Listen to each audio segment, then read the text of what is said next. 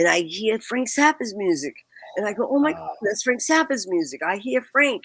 And I mean, I'm a big fan. So, I had briefly met him back in 72, a few years back, 5 years back. And I go, oh my God, I got to follow this music. I follow it right to this door. And there's a big sign on the door. And it says, if you value your life, do not open this door. I mean, really? I pushed the door and the door flew open. It was just...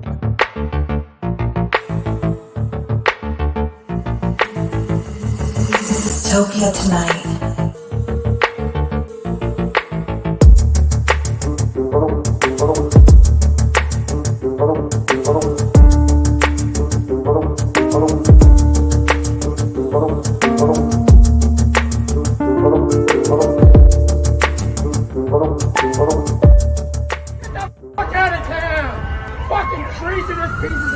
Dystopia Tonight. Hey. Well, I can see where you all have invested your money. We got couches, we got skins, we have brick walls. Yep. And I went to the plexiglass mock store.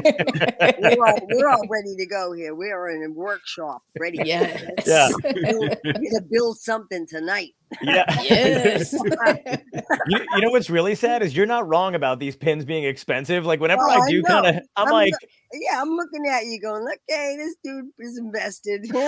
Yeah.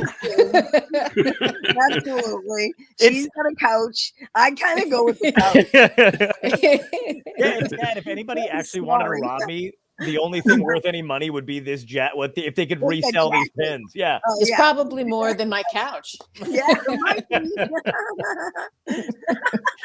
Oh, that'd be amazing. All right. So we're off to a roaring start here. Absolutely. I couldn't come to you live from where I am in my palatial mansion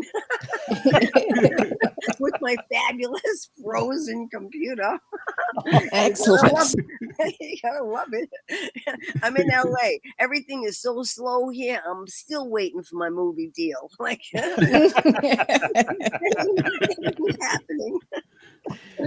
Oh my God, that's hilarious. Is that also coming over the Wi-Fi too? You're like, yeah, I don't know, any day now that should be coming in. Yeah, it's possible. I keep checking with UPS. I'm looking. They threw me out of Starbucks. Can't go on the line there anymore. COVID and everything, Yeah. Oh yeah.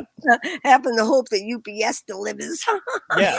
How lucky are these businesses that COVID came around and now they have an excuse for being shitty? Because the rest of us are like, you guys know you were shitty before, right? Yeah, like, everybody they didn't want now. Yeah, exactly. I'm like, UPS sucked before COVID too, so I still want to know where my package is.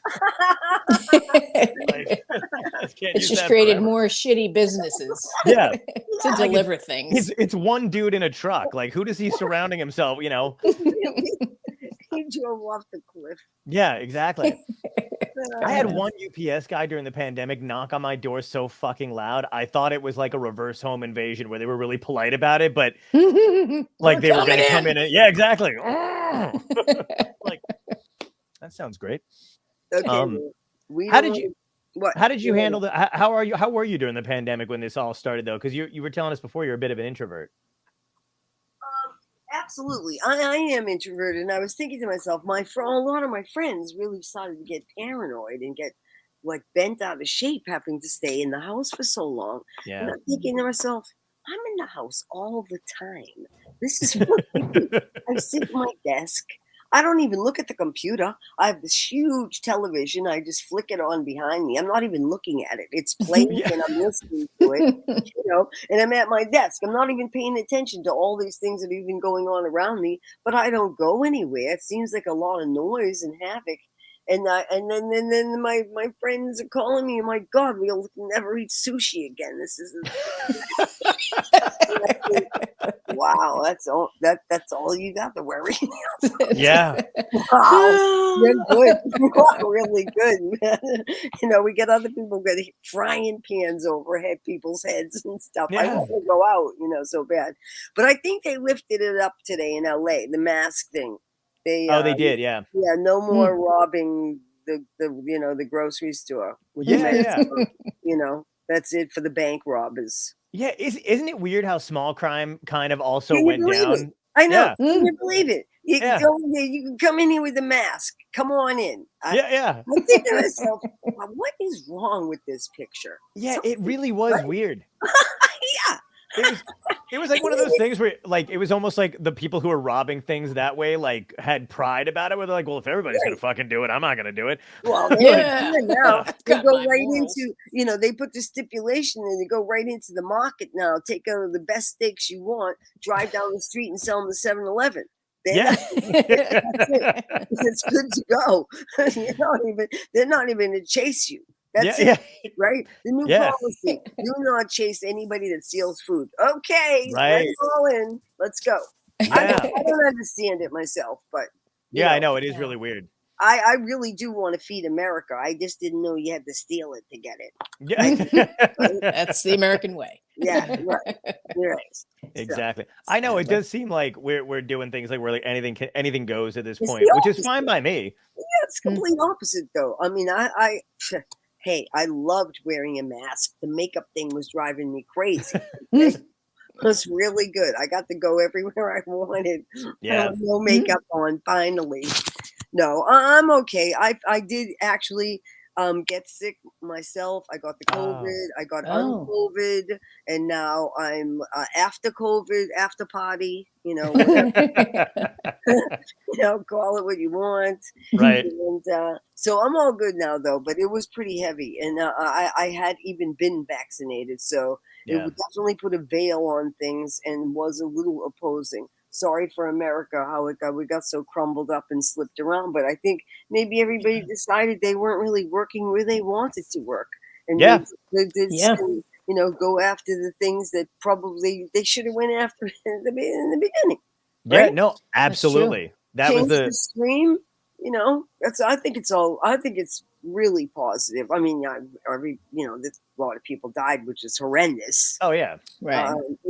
Obviously, but now we are living to better the planet, and I believe in that put the light on message all the time. Show where the flowers grow and stuff, or plant some flowers, do whatever you can. I mean, I'm not really a toting person of any nature, but I do like to see the kindness in general, of people that can afford it, afford it. I mean, there's a lot of poor, unfortunate people in the world, and in your states, my states, all over the place, and they need help. That doesn't mean they're stupid or ignorant. It just means they need help. I mean, just because I don't drive I want to drive a 1972 canary yellow gull-wing Ferrari, but I want to. If I did, I'd have extra money to give away. Maybe or none left after I bought the Ferrari. So who knows? But as it goes, I like to buy one, get one free. That was good. That was working out to give away, right? Buy one, give away. Buy one, give away. But that kind of dried up quick. That did go away pretty quickly. It did. They got hooked to the fact that they were losing money.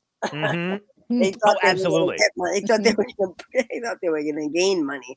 Yeah, that was a good way to just lose. So so I don't know, how things are going to go for the future, but I think it's positive. I think all of this insanity and everything, and the loss and the failures will only create a betterment and maybe not be so wasteful. I hope so. Yeah. I mean, hopefully it's woken. Is that a word? Yeah, woken. That's we'll woke it on. We'll woke it on. Yes. That's it. They're woken in LA. Yeah. I don't know. LA's slow.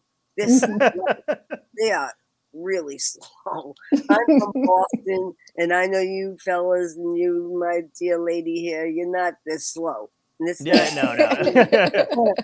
I'm sorry. They are ridiculously slow. They're really slow. It's definitely the sun or something they're pumping out here. Yeah. Because it's not correctly functioning. No. And it makes you feel like when I first moved there, I was not like everything about them is slow. It's not just like they're not quick on the uptake joke wise or anything like that either. It's like even in friendly conversation, I'm like, am I speaking too fast? And I'm like, I think I am, because I think they think I'm fucking crazy. I think that went over their head. Yeah, really. Exactly. Yeah. I know. Like, I know. I came here from Boston, and I started talking, and people would say to me, "Excuse me, what did you say?" Yeah. Okay, never mind. Never mind. Like it's totally over their head. Yeah. It must be so frustrating. Wasted comedy. Absolutely. Yeah. Do you remember what made you first want to move out to LA? Oh yeah, of course. I was Playboy Bunny in Boston of the year of 1976, and they wanted me to Heffner the office invited me to be a Valentine at the mansion in Valentine's Day, 1976, February 10th. I had a meeting there, so I was 21 years old, and I drove out there with 2 Playboy Bunnies, and when I got to Hugh Heffner's, it was 10 o'clock in the morning. And I got inside to the mansion, and he was at the top of the stairs. And I'm saying, "Good morning, Mr. Heffner. I drove 3,000 miles to meet you here. I parked out front, and I'd really like to meet you down here and have a tea or something." And he's listening to me, and he's looking at me, holding a pipe with his smoking jacket on, kind of waving me up the stairs with his hand like a magic wand. And I'm like, I'm not coming up those stairs. I will not do that. Okay, I absolutely won't. So I said, and as a matter of fact, Mr. Heffner, I have a previous engagement, so if you don't come down here right now, I'm going to leave. Wow. And I can't even believe the words that came out of my mouth. I don't know how that happened, but it did. And I shocked my own self, and he did not come down the stairs. He didn't speak to me at all. So I turned around in despair, jumped out the front door, and got in my navy blue 1969 Firebird with the top down, Recaro seats, black interior. It was really hot out, about 100, and I had my black leather clothes on, and I was on E on my gas tank, had nowhere to go, really distraught, and said, "Okay, I know what to do. I'll go to the studio instrumental lots down in Hollywood where all the musicians are, and I'll find my friend down there, Greg Chansky." So I drove down there in my car. I spun out of that mansion lot and thought, okay, you know what? Fuck you. See you later. I'm not fucking dealing with this bullshit. Right. I was supposed to go to be a Valentine at the front door for the Valentine's Day. You know, happy Valentine's Day. Now look, that's in 1976, and today's Valentine's Day. Yeah. How amazing, right? Yeah. And so I can't believe I'm telling you this. And then I'm thinking to myself, oh, now this is no phones. We're talking Western Union, babe, and calling from the home phone. If anybody had a home phone then, right? Most of my poor friends didn't even have a home phone. They're calling me from the pay phone. Oh my God. Yeah. So I'm like, oh no, I gotta really go find my friend, this musician. So I drive down there, get to the studio, instrumental lots, park my car. And the studio security guys go, "Oh, you can't park there." I go, "Oh, I'm parking here because this car's empty. And that's it. It's not going any further right now, okay? And I'm leaving the top down, so try and steal it." And I go like walking out, and I'm acting like a big shot. I'm 21 years old, okay? I'm 2-bit, 88 pounds, a little waif of a woofter, and I'm not even knowing where I'm going or what I'm doing. I'm so blown out of the water now. I'm about to cry. So I walk into the studio instrumental lots. It's big warehouses with giant warehouse doors. And I hear Frank Zappa's music. And I go, oh my God, that's Frank Zappa's music. I hear Frank. And I'm a big fan. So, I had briefly met him back in 72, a few years back, 5 years back. And I go, oh my God, I got to follow this music. I follow it right to this door, and there's a big sign on the door.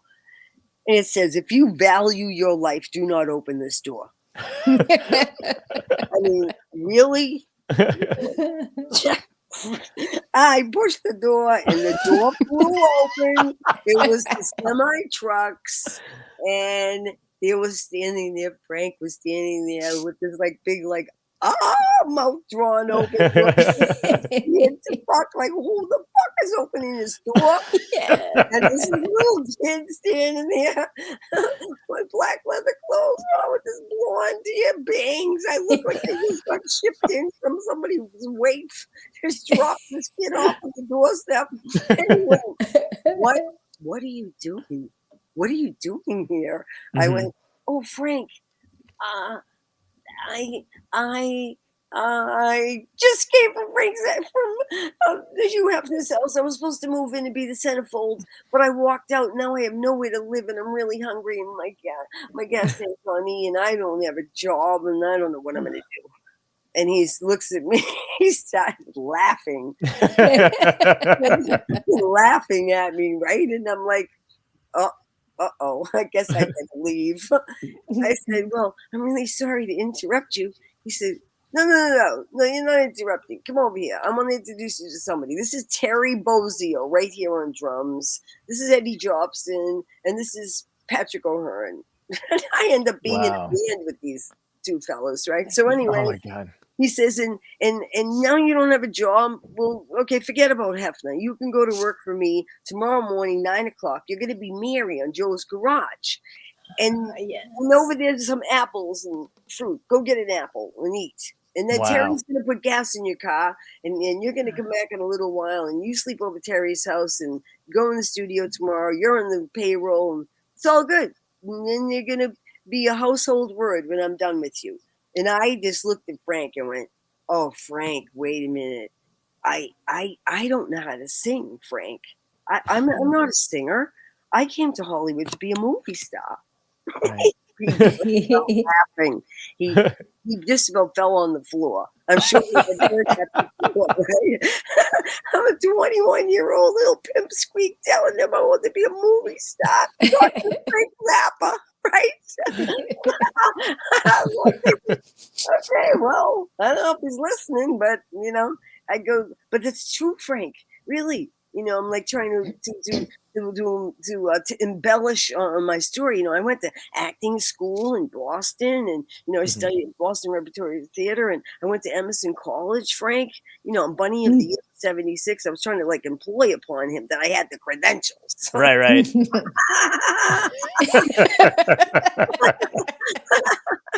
Little did I know.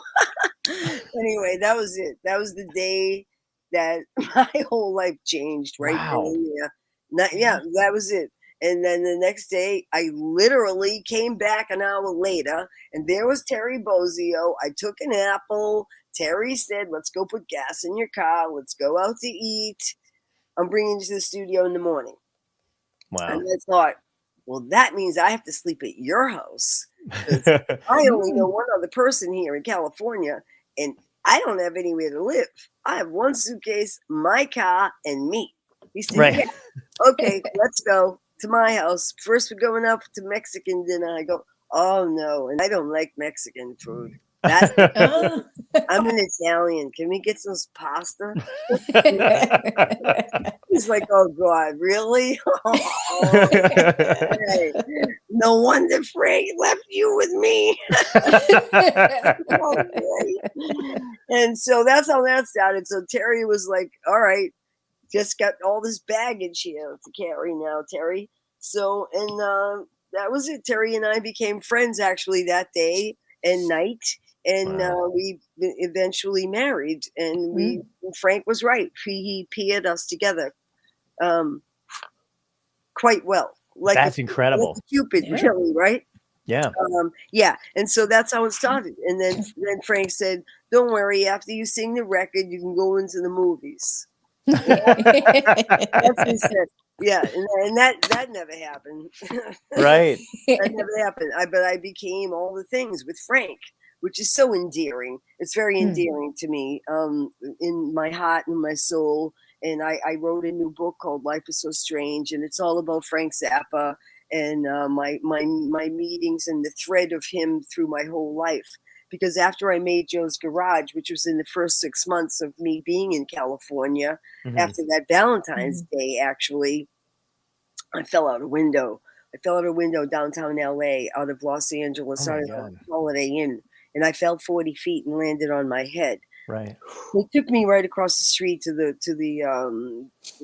LA County hospital, and they sewed my head up. I broke my kneecaps, my floating ribs. Oh my God! And I slipped into a coma. So when I came out of the coma, it was like 8 hours later. I woke up for 30 seconds, and the doctor, the surgeon, held my hand, and he said, "Little girl, you better thank God for the rest of your life. You're a miracle to be alive." So that was September 10th. 1976. So, oh my God. Wow. Yeah, that's how the little bit of time that went by. And within that time, I made Joe's Garage with Frank. I sang a couple of singles with Frank. I was on the cover of Hustler magazine. I thought I was a big fashion model now, I was just taking it to the hilt. Right. Yeah. And, just like the slap back to Playboy, like, you don't like this? I'll be on the Hustler. Yeah, how do you like that? How do you like it now? That was the kind of attitude I had. It was pretty biting. Yeah, no, perfect. I was really funny though. I have, I've had my, my days of just like making Frank.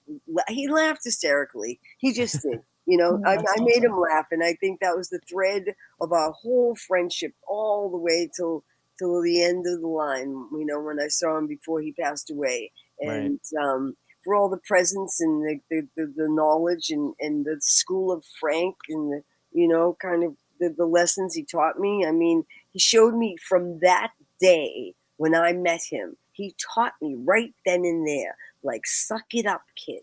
Right. Okay? Just suck it up and take with the ball. When the ball gets thrown at you, you better fucking catch it. Right. That's it. That's it. And there's no waiting till tomorrow. Don't hesitate. And he said, so tomorrow you're on the payroll. $500. That's what he told me. And that was the end of the conversation. $500 a week, okay, plus dental. I went, wow. What? That's incredible. I'll take dental deal too.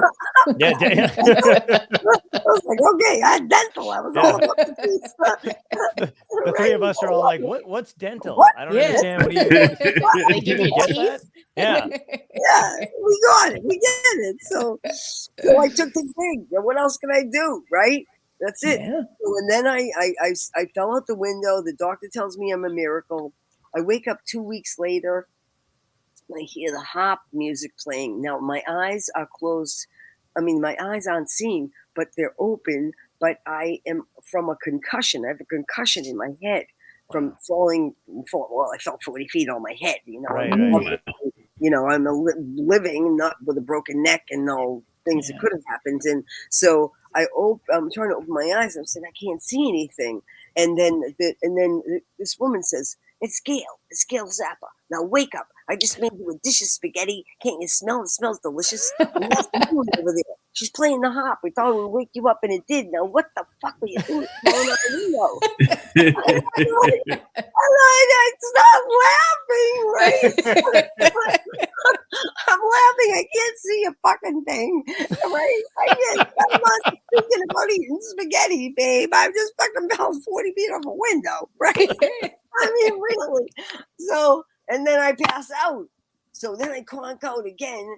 I wake up like months later, right? Oh my God. Screaming in pain, and I can't move. And I'm strapped down to this bed. I'm intravenous here. I'm morphine drip over here. I'm wrapped up. Oh my God. I'm like, oh my God, what am I doing here? So I'm recovering from floating broken ribs and broken kneecaps while I'm in a coma, right? Oh my God. Like, how does a person do that with no torment? Like, how are you doing? Oh, terrible. Like I don't know, but I did. I floated through it. It seems now, when I think back about it, it seems effortless. It was just. I hate to say this, but part of the plan, Yeah. I mean, I guess I am a believer. You know, I do believe in God. I do. Just like the Lion and the Wizard of Oz. Right. You know, and I want it so bad. So I try to live knowing that somebody's watching me all the time, and my conscience is clear. You know, I try to be a really good person when I can, even though I can be a bitch at times. I know that. You know? It's okay, but it's okay because I picked it up in the mix. You know, it's all right. Yeah. You know, I dedicated myself to my 2 sons. I have not been a whore or a flirt or a thief or, you know, a miser. So I did good in the backyard. I haven't like hurt anyone. You know, 3 husbands later, about, I don't know, a few lovers that I quote have lost them, you know, whatever. Can't keep them all in the back room. Right. If you can, I have some changes to make. Yeah, I let him out of the garage. Okay. I let him out. That's great. Mine are in the couch. Yeah, you gotta Just show them right in there. That's so great.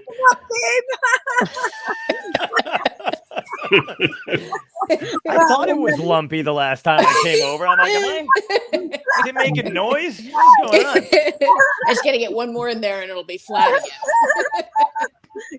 Of 1 couch potato and we're good. Right. Oh my God. That's fucking funny. That is priceless. So what else was I trying to finish a sentence or not? That is so perfect for this show, by the way. It should have been titled, "Was I trying to finish your sentence or not?" Everybody that comes on here is like, what the hell is my name? Right, you're making me laugh. I'm getting pains in my Well, I was just thinking, it's cool that Frank kind of saw from the moment you stepped in, you know, your trajectory and kind of set you on that path too, because like you said, you had different, you know, aspirations when you came out to LA initially, and obviously your life went for the better, by the way, in a different direction. But you know what's cool too is I think he thought I was joking. I really do. Till this day, I kind of want to say, Frank, did you know I was really serious that day? Wow. I just took it like it was. He thought I was really joking. That's hilarious. I really, it's funny, you know. Doesn't everybody say that? They come to home. How many people say it with that kind of confidence? You know what I mean? Where they're just straight face, like, this is what I'm going to do. Right. Yeah. Did that feeling for performing and stuff like that translate over into your music though? Because I mean, just from your style and the way you were on stage, and where did that come from? I don't know really. I just think Terry and Lauren sort of drags it out of me. And Frank said I could sing and do all these things, so they believed him. Right. I was like, okay, if Frank says so, I say so too. Yeah. You know, that's how I took it. I really did. I was just a munchkin. I was really just a child. Mm-hmm. I didn't really know what I was doing. I can't read or write music still today.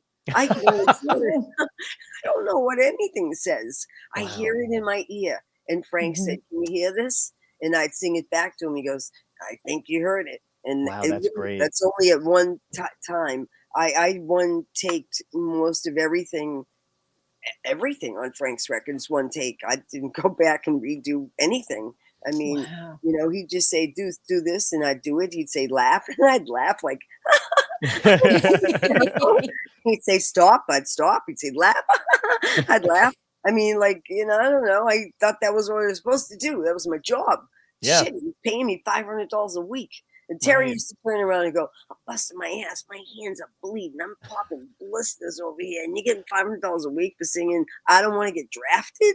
Okay, okay, kid. All right. You know, I'd fly in there laughing, do my little part, sing the little song, I don't want to get drafted, you know. And then I'd leave, and Sherry go, "Where you going?" I go, "I gotta go smoke a joint, dude. I'll be back in a little while." Wow. You were doing that around. I go, oh, Frank knows I smoke pot. Will you stop it? Well, he was a big advocate for it back then, right? No, No? he was totally against it. When did he get to the point where he was for it? No, he didn't want. No, he wasn't for it at all. Ever, I don't think. No, I never heard about Frank being for it. No, he didn't. No, he drank cognac though, like Napoleon, Napoleon the 14th and like the 15th. Like we would wow, slam some serious, expensive bottles of Napoleon. Oh yeah, really slammer and hammer. And laugh and joke and listen to all his new music. You know, when after I fell out the window and I repaired myself and got better, you know, and all the time that went by and I came back out and then Frank, you know, he looked at Terry and Warren and me one day and he said, you should put a band together called the Cute Persons. And we looked at each other and said, no, we're not cute. We're like, we're bizarre. We're not cute. We don't want to be cute. Right. And we said, we're going to be called the Missing Persons. Terry and Warren decided Missing Frank. And I went, that's perfect. Okay, that's what we went with. So he said, okay, now you go in my studio. You go over here to Ken Scott's house. Go by his pool. He'll be getting a tan. He loves to get a tan. The Red Shoes dance. Let's dance. Let's dance. That's the last record that he made with David Bowie. Oh, yeah. So Frank goes, okay, well, here's his address. And he puts the address in my hand, right? The same afternoon, he said, put the band together.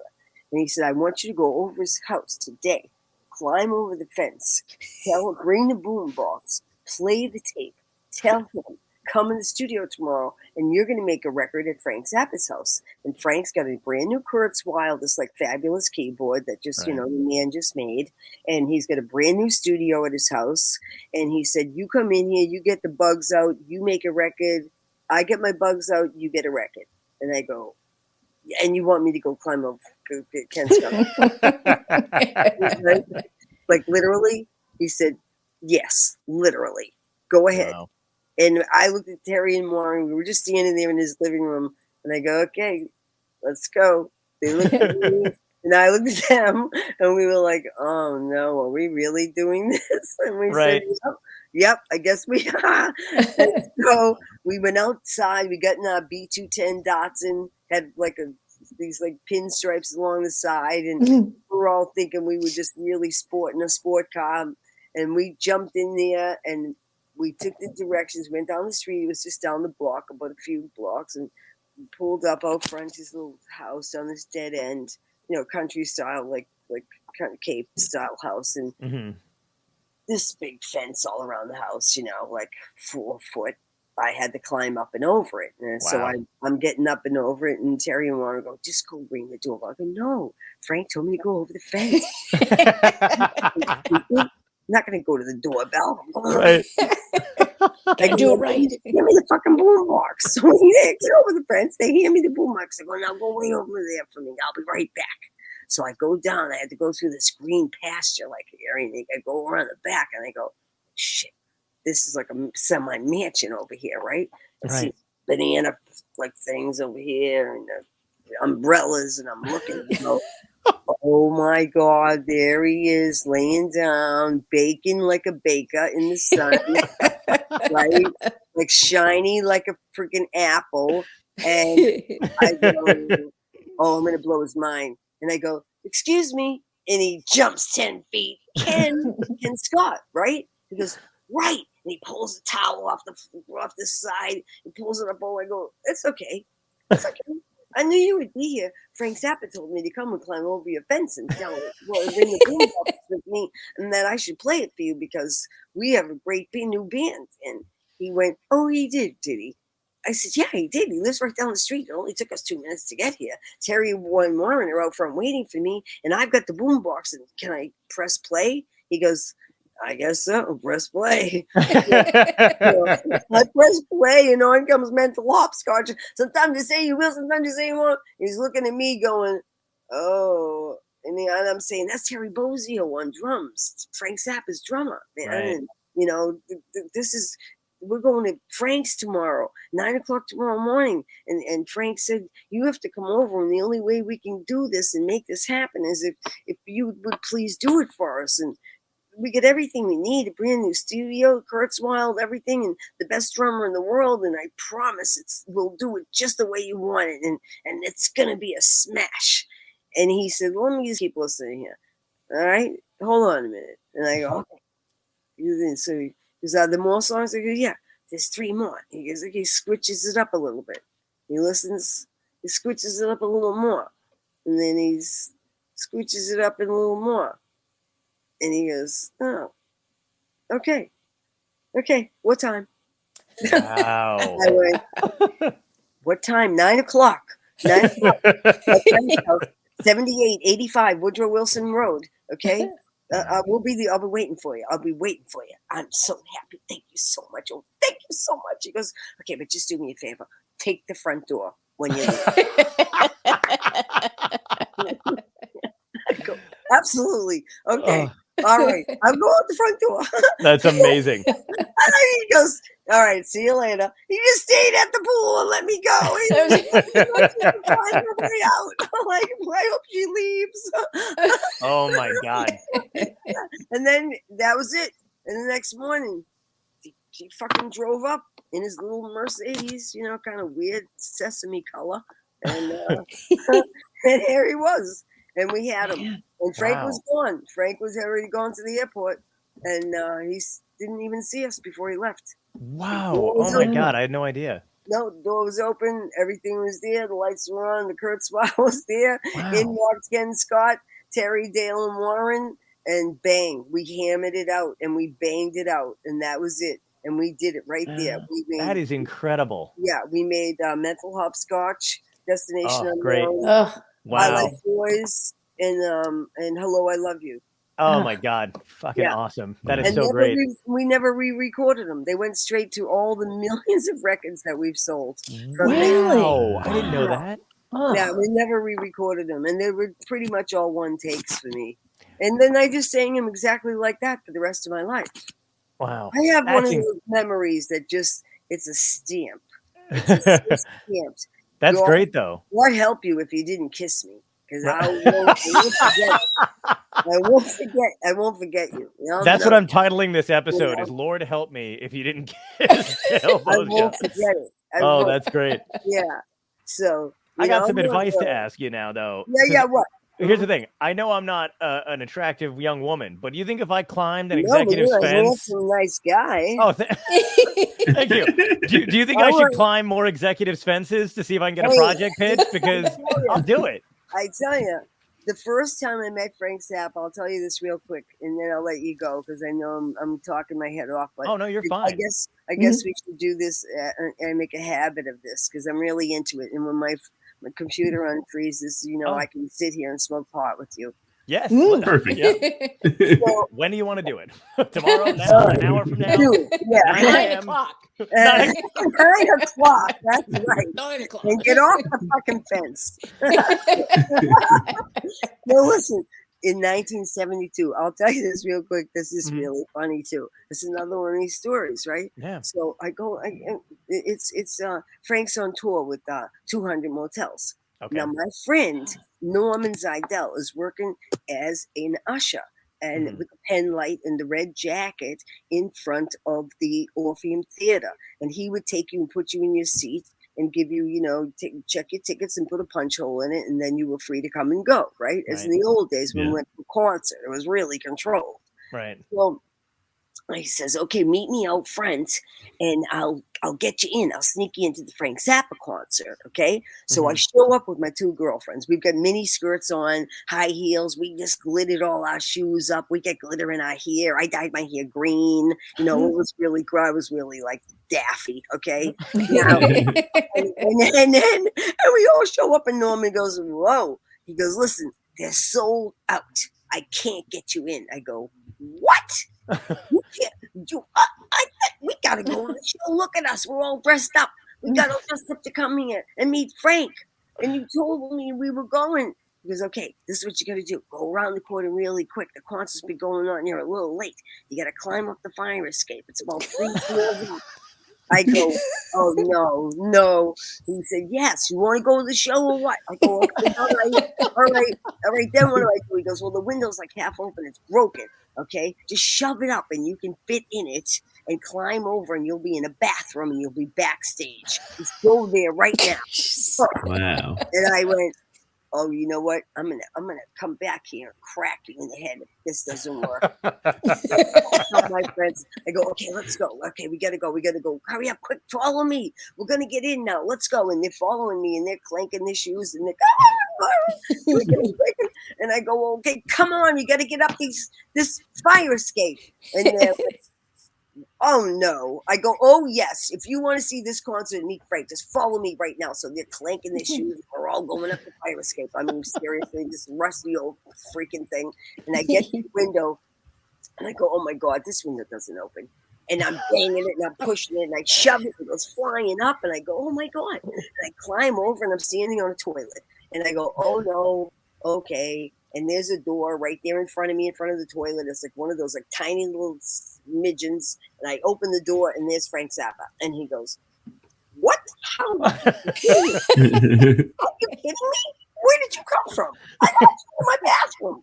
I go, I climbed up the fire escape, Frank, and I couldn't have to see the show. I'm your biggest fan, and I couldn't get a ticket, and then it sold out, and I had to see the show. And he goes, oh my God, he's not laughing so hard. He put his hand on his head. He was like cracking up so bad. I couldn't believe it. I go, but Frank, I got two girls coming up the fire escape behind me.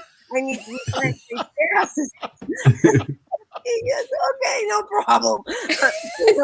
Mom, give this girl 3 backstage passes. He's laughing. Well, where you going? He goes, I gotta go on. I got one song left. He goes, you got a car? I go, yeah, I got a car, Frank.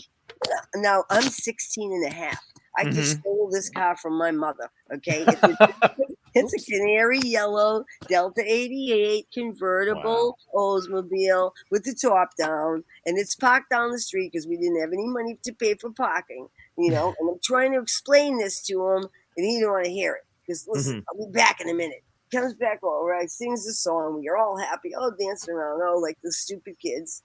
And he goes, "Come on, let's go. Go to your car. Come on, you and your friends."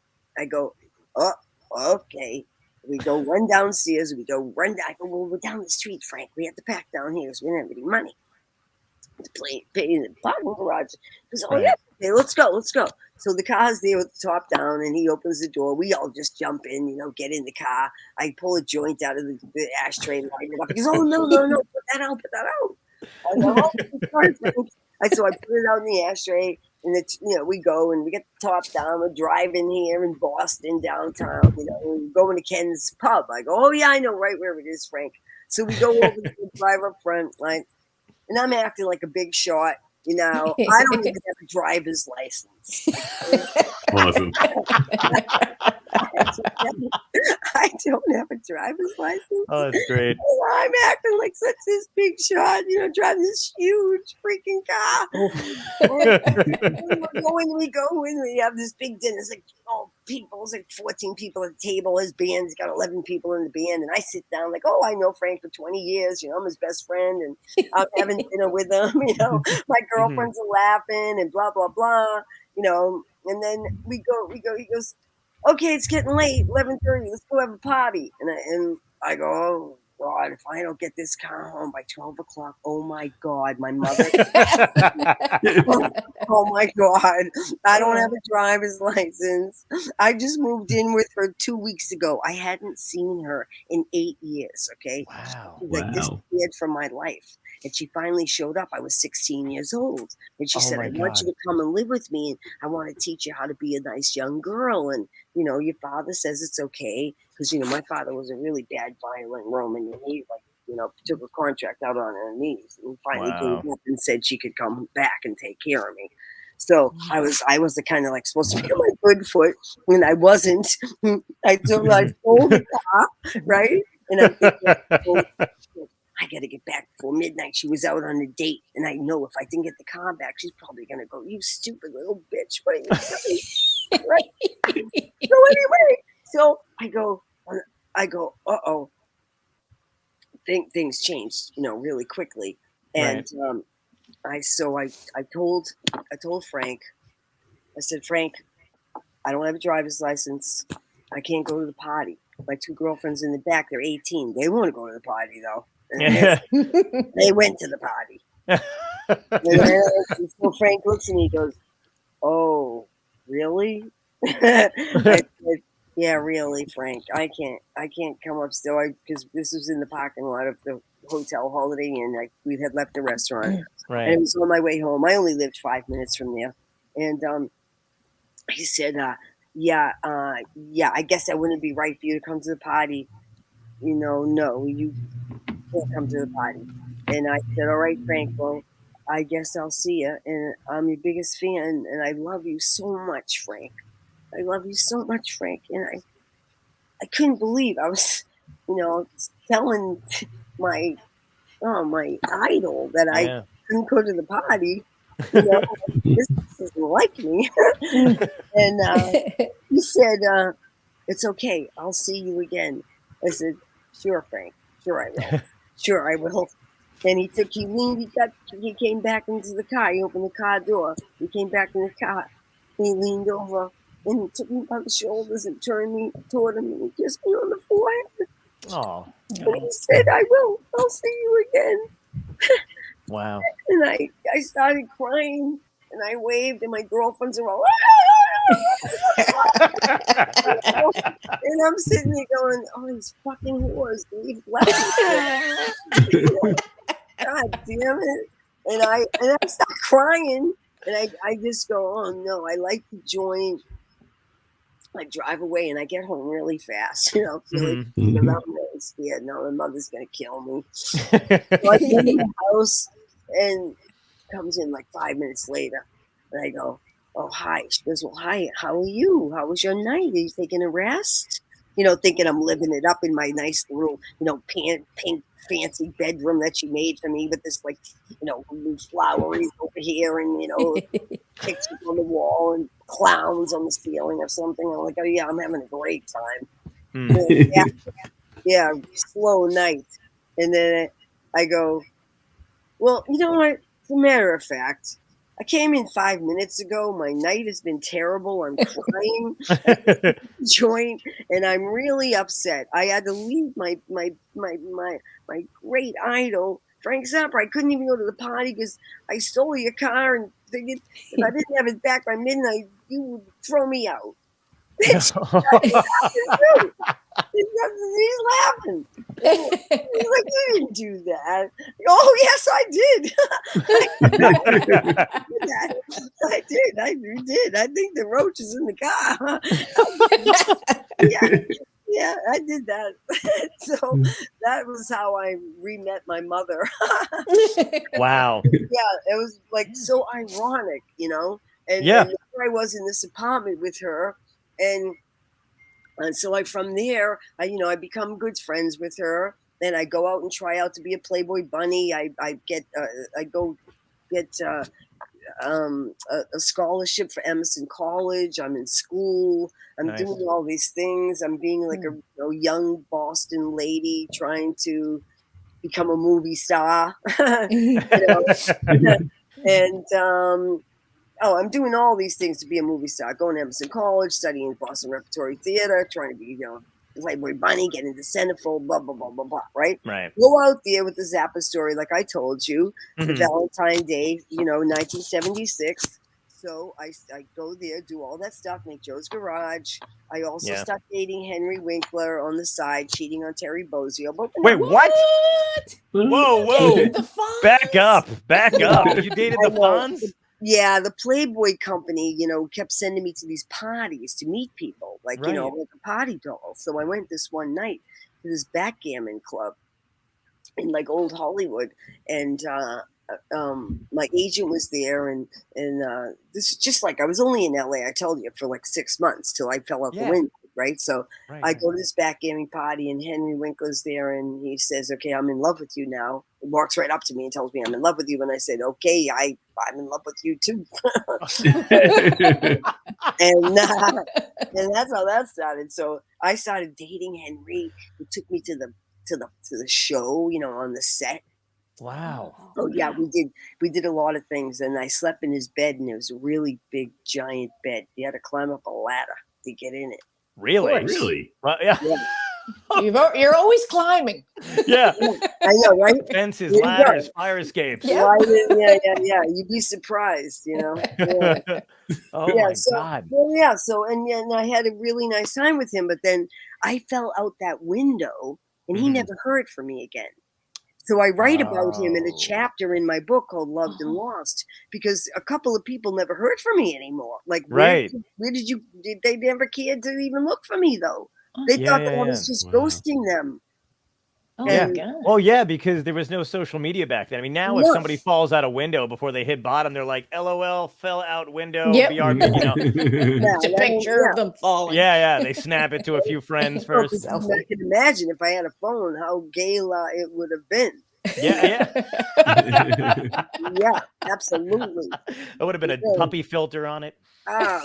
Everything. Yeah. Blood, gore. Yeah. Oh, Nice. yeah. That's crazy, I though. love a murder mystery. Oh, me too. Oh, I've been watching those all the Absolutely. pandemic. Yeah, Crime, blood, I'm all for it. me But too. anyway, so I just wanted to tell you that I had met Frank, and that was in '72. So when he saw me in '76, when I opened that door, he Right. wasn't so shocked, but he was shocked that it was me, because it was Yeah. when he met me, I was only 16. Yes. So Wow. now I say, Frank, I'm 21. Mhm. I'm 21 now, Frank. Okay. So my birthday was coming. I mean, I wasn't, I was 21 coming up like in 2 weeks. It's my Right. birthday, For me, 21, I'm literally like legal in your town. At 18, it was legal in Boston to drink. I became a Playboy Bunny the day I turned 18. Wow. Wow. Yeah. That's So amazing. that was my Frank stories. They're strung through my whole life, and that's one of the reasons why I did want to write the book and be so grateful and thankful to Frank. I'm sorry that his wife couldn't read it, because I never slept with Frank. I never slept with Frank. Frank kissed me on the forehead 3 times in my life. That was it. He cracked my back. Me, Terry, and Warren would show up for work in the studio, and he would crack all 3 of us. That's it. Say, come on in. And where's the contact? And I'd do that. But yeah, so opposed and contrary to the beliefs, I never had anything to do with Frank, and I won't really pride myself in our friendship. Now Prince, on the other hand, no, that was not friendship. That was not friendship. Wow. That I said to him, he asked me. We had a little fluffing on the sheets. I fluffed them good, and he got on his knee and said, "Will you marry me?" And he started crying. Wow. And I said, "No, I'm not going to marry you. I wouldn't. Why would I hurt your feelings like that? I'm not going to do that. I'm not going to take advantage of you. And no, I'm not going to marry you." He said, "Well, what do you want from me?" I said, "I want a #1 record. That's what I want. I want to be your fucking label. That's what I want to be. Okay, I want to be you." Yeah. He said, "Okay, I can do that." I said, "Well, good. You do that, and I'll do the best I can to make it a smash for you. But I can't marry you. I'll be your friend, and I'll take care of you emotionally, but I can't hurt you like that." And I'm not a person who's ever been about the money. I'm not about the dough. I'm not about any of all that from anyone else. I want what Dale needs. I don't want anything from people. I don't want them to give me anything. Well, as I said, I would like this 1972 Canary Yellow Gull Wing Ferrari. Of course. But other than that, you can keep it. You can keep what you need, and I'm good. I'm not looking for a man. I'm not looking for a reason. I believe in myself, and I pride myself in that for a lot of reasons. One for being falling out that window. Yeah. And I ended up back in that same apartment where I stole the canary yellow Oldsmobile from, right back to her same apartment right there with her taking care of me after I fell out that window. Right. And then I woke up and I was like, 2 years older, and Frank called on the home phone and said, "We're going to Europe and we're coming to pick you up." I went, wow. Okay, I have a major morphine addiction, if you don't mind that. Sure, I'll go. And he said, okay, we can fix that. No problem. Get your codeine in Europe. It's on the counter. Wow. And that's what happened. Wow. And I went to Europe with Frank, talking about a little bit of the holiness there that we mentioned. Is I wanted to wrap this up with you and tell you that in the Vatican, Frank took me to got passes for Terry and I. My name was then Consalvi on my passport. And the name Consalvi goes all the way to the Vatican on the wall. In the 7th generation of my name Consalvi, there's an acting pope that died. Wow. His name is Consalvi, and he is cryogenically frozen where the popes are. So Frank got it okayed for me to get in with Terry, and we went in and saw all the cryogenically frozen popes. It was like being in this world. Wow. When we went back and told this to Frank, Frank was laughing hysterically. He was falling on the floor, okay? The way, and of course, Terry has like this incredible way of explaining. You think I'm funny. He's hysterical. He explains things down to, well, you can tell with the drum set that he's running around with, in detail, extremely. And he would tell in distant detail. Oh, and so Frank said, well, did she look just like him? He goes, she looks just like him. Frank is cracking up because, oh, really? How was he dressed? Because he was dressed like a pope. Oh, it was fucking crazy, man. Oh my God. And they were all like pumped, like walking in, it's fucking freezing. It's like fucking 30 degrees in there, right? Oh my God. Freezing. Yeah, and they were all hung from the ceiling. Oh so my they were God. out of length. You can all see them all there, and they're in clear with all this like fumes coming in. Watch the Vatican's gonna come and get me. They're gonna smoke me after the book. Oh my God, I can't. We're all in cahoots now, kids. Yeah, I know. She dragged us all down with her. Now you Wow. You going with me? Oh, that's great. Happy to do it. Happy to go down. Fair enough.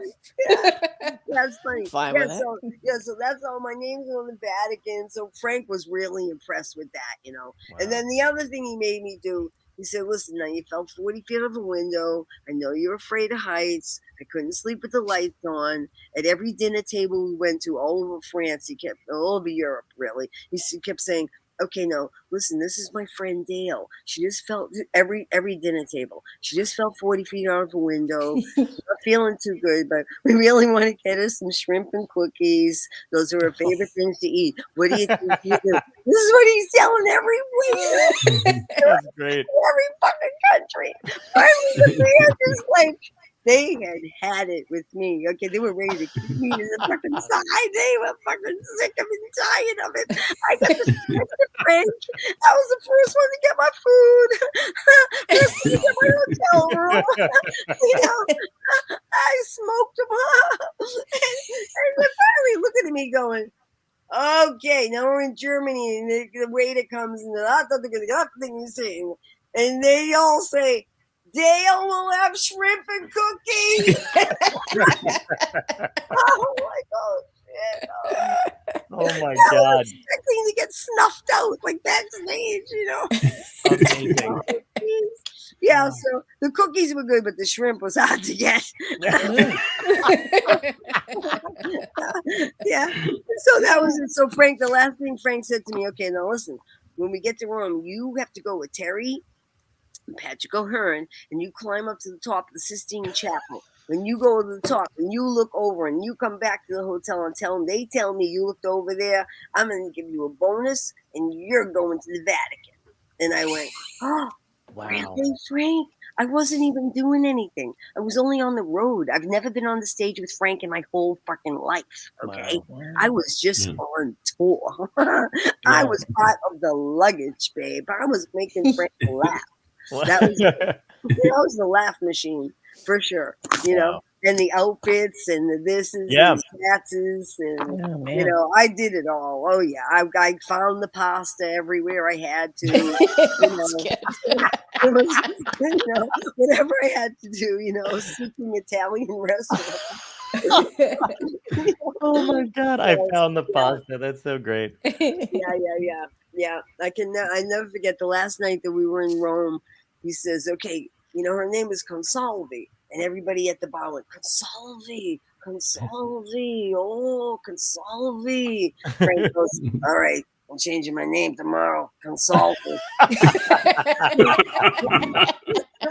But really, to tell you the truth, we were drinking this bottle of I don't know what with scorpions at the bottom. We were all ready to change more than our names. Yeah, dude, this was some poison. I'm like, but that's a scorpion in there, right? Yeah, just drink it. Forget about it. We gotta get them out. That's why we gotta empty the bottle. And I'm believing them, right? I'm really believing it. And we empty the bottle, and the thing's upside down. I was like, dude, the fucking thing is dead. Oh my God! Drinking dead scorpion this whole time. Literally,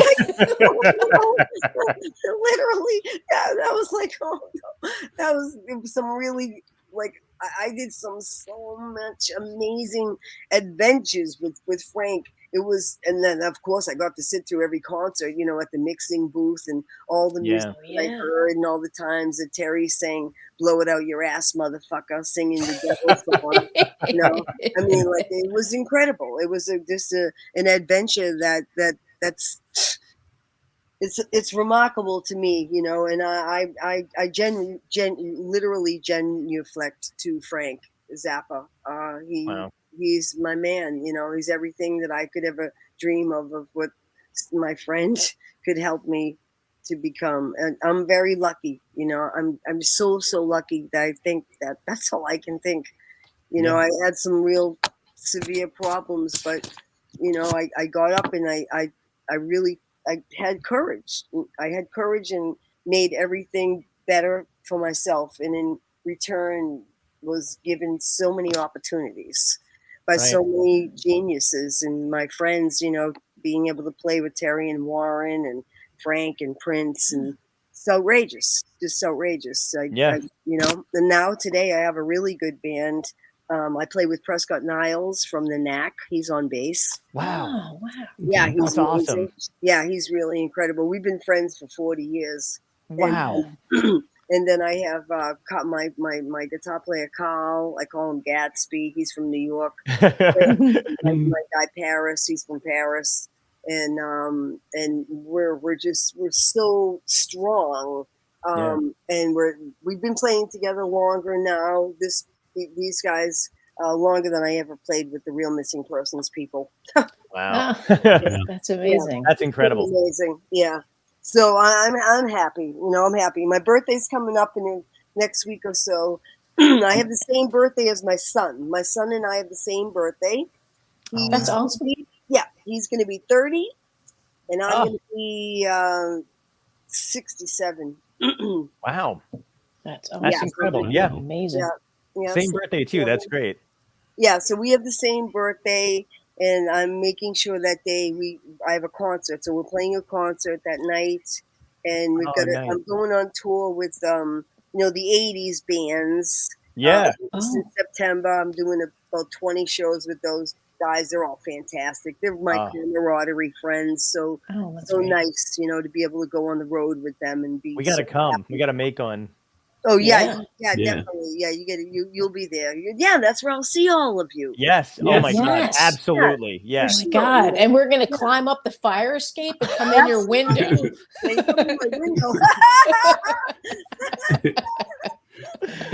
So great. I feel so at home with all of you. I can't wait to do this again when I can be on TV. I'm very jealous of all of you tonight. You look fantastic. I'm so proud of you, and I love you very much. I'm really so grateful to be a part of your conversation and your attention and your prowess. We love you too. That's why. Yeah, we love absolutely. You too. We're so glad to have you on. I've got 3 more questions that we ask every guest before I let you go. Can I throw them at you? Absolutely. Sweet. Okay, so first one is, if you could go back in time and talk to your younger self, what piece of advice would you give to yourself that would help you today?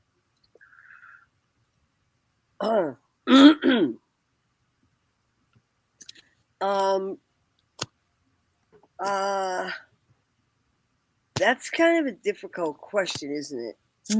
Gee, makes you think about a lot of different things. Like, where did you go wrong? Like, what mistakes did you make? I think that it makes me think that probably I shouldn't. It's hard to say though, because if I say this, I wouldn't have had a job as a Playboy Bunny, but I probably shouldn't have drank liquor. Okay. Wow. Well, that's a good one. That's what I think. I think that. Everything else I did by having sex with all the people I did, that was a good thing. Amen to that. Yes. Yeah. I will applaud that.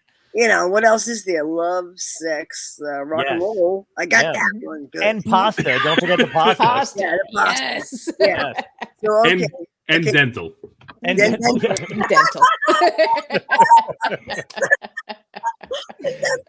So great. Yeah. Question number 2. And so the second question is, what had to end in your life, good or bad, that led you to where you are today? You know what? I didn't tell you this before, but my mother and my brother both died on my birthday. Oh my God. It's coming up March 2nd. My mother died 2013. And my brother died 2014. But he was good. He hit the lottery for $100,000. And he went just like berserk, spending all his money. And then the day of my birthday, he was supposed to call to wish me and my son happy birthday. Instead, the Boston police called and said they found him. He had a heart attack and he was dead. Oh my God. So sorry. That's a really weird situation for me. It's really kind of, they make me remember that I need to do what I do. I need to do what I do. It's very important to be who I am and never slip up. It's so easy to lose the grasp of who you are and what your intentions are, and to keep the intentions true to yourself. You're not here to prove to someone else. You're not here to make someone else happy. You're here to prove it to yourself. You're here to keep yourself intact. This is really the test. This is the test. Not to see how many people that you can put money in their pocket, to see how good you can keep yourself intact. How long are you gonna run for, babe? How long are you gonna keep this game up? How are you gonna do it? How are you gonna keep it with being real and being clean to your conscience? So that's all I can think of from what these you say, is I need my conscience clear all the time. I take it in stride, which I'm sure is like, you being a comedian, sometimes you have to make fun of a very sad situation, but isn't that, you like in the hospital, you walk in there and they're rolling people in, bleeding, guts rolling out, and they're laughing about what? They just spilled the coffee all over their clean, Mickey Mouse. Right. It's hysterical. So, but you have to keep the light in the air. And that's what I mean about everything. Put the light on, turn the switch on. Keep it growing, right? I think I'm over all the COVID time and everything, and I'd be reading, and my friends would send me this and that, and of course I do read the Bible. I find great philosophy in the Bible. Whether you believe in God or not, the scriptures there have been there for all this time. For one reason, it's pretty good philosophy, very good philosophy. So I know this one little passage, and it says, there's a man on the beach, and he's walking on the sand, and as he's going down the sand, he sees all these starfish that got washed up by the sea, out of the water, from these rough shores. And he knows that if they step out of water, they won't live very long. So as he walks, every step he takes, he picks up a starfish, he throws it back in, and picks up another one. And all of a sudden he looks back, and he's got this incredible path behind him, completely clear. And he saved all these starfish over there, and he threw them in the wind. And then he says, Now, what did I come here to do?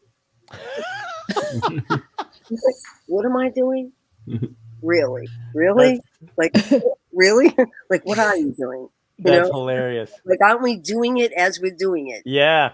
You know what I mean? It's that is great. That's the thing. That's the thing that we all keep forgetting. We're doing it right now. Right. This is what we're doing. So, okay, I mean, I know, a lot of people have different ideas of how they want to do it, right? That's why we have rules that I think are meant to be broken. I'm not really good with rules. I hear you. Yeah. Laws or that kind of thing. I mean, I try to fit in, of course, of course I do. But I do feel I feel courage is the most important necessity to make anything happen. I guess that's the answer. Beautiful. Without courage, we ain't gonna go nowhere. Yeah, that was great. That was phenomenal. That was the best anybody's ever answered that question. Yeah, thank you. Even though I can't remember the question. It's all part of the dystopia here. And so the last question is part of the theme of the show. So it's one of my favorite questions. It's if this was a genuine dystopia, right? So you had like alien zombies, volcanoes erupting, like the whole world is just, in shambles, right? What would be the way you would want to go out? What would be your epic battle on the way out in a dystopia? I go right to the roof with my pre-rolled joint with lots of sauce and hash in it, and have a lighter and a joint on the roof, and I'm good. Beautiful! Excellent. I just love it from the treetops. I'm all good. That's a great one. No guns. I'm good. Yeah. Nice. I'll offer the joint. I promise. Pre-COVID. Thank it's you. All right. That's a great one, but I'm not gonna lie. I thought she was gonna say she wants to be cryogenically frozen with the rest of the pony. That would be great. That would be.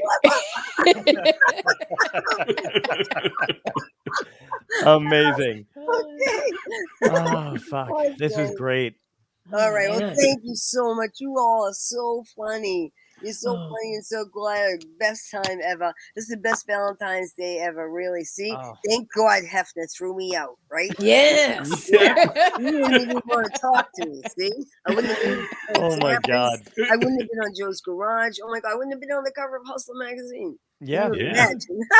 Imagine that.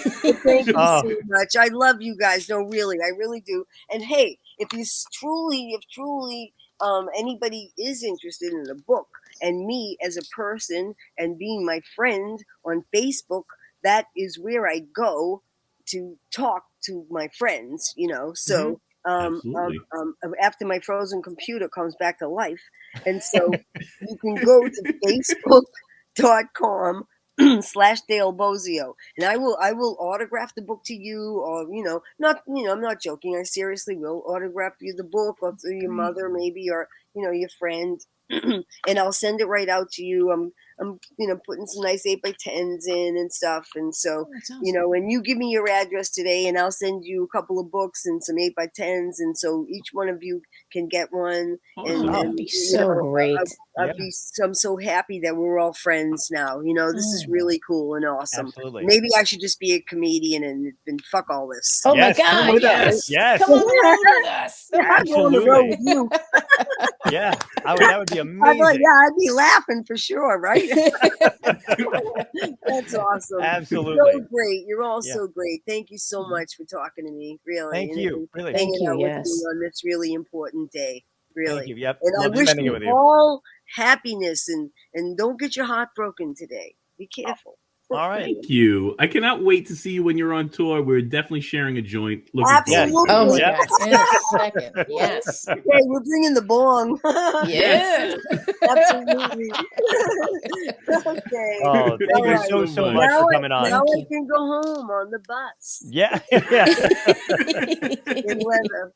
I love you guys. Love you too. So cool. Thank you. Thank you so much. Thank you so much. Okay. See Thank you. Bye-bye. That was so amazing. Yeah. Oh my God. I know you think you had the name of the show, John, but I think it isn't. I think I got the name. I know there were like, so what do you got? So many names. All right, we could let the crowd vote, but I think it should be Everything's Frozen from the computer to the popes. That could be it. I love it. I really do think we're going to get swamped by the Vatican. Joanne and I are going to be on the road, and we're just going to get surrounded by like 15 Pope-mobiles. Pope-mobiles. What is it? Yeah. Yeah, exactly. Like, what the hell's going on? We know what Dale told you. Pull it over. But it's going to be in that like Vatican speak, you know, and they're giving the thing in the church. No way. Pull it over. I'm just picturing like from Da Vinci Code, like the really blonde monk. He was just sitting in the back of your audience, coming to take you out. He's like slow clapping and all the shit. He's got a whip on him. We're like, who the fuck is that guy? Do we have security? Oh, God. That'd be weird as shit, right? Everybody's drinking out of Holy Grail cups from Indiana Jones. We're like, this is a weird show. This is bizarre. Should we be here? It's got scorpions in their drinks. I need that bottle. The club owner's like, you have chosen incorrectly. One bike turns into a skeleton. That was fun. She's amazing. That was so much fun.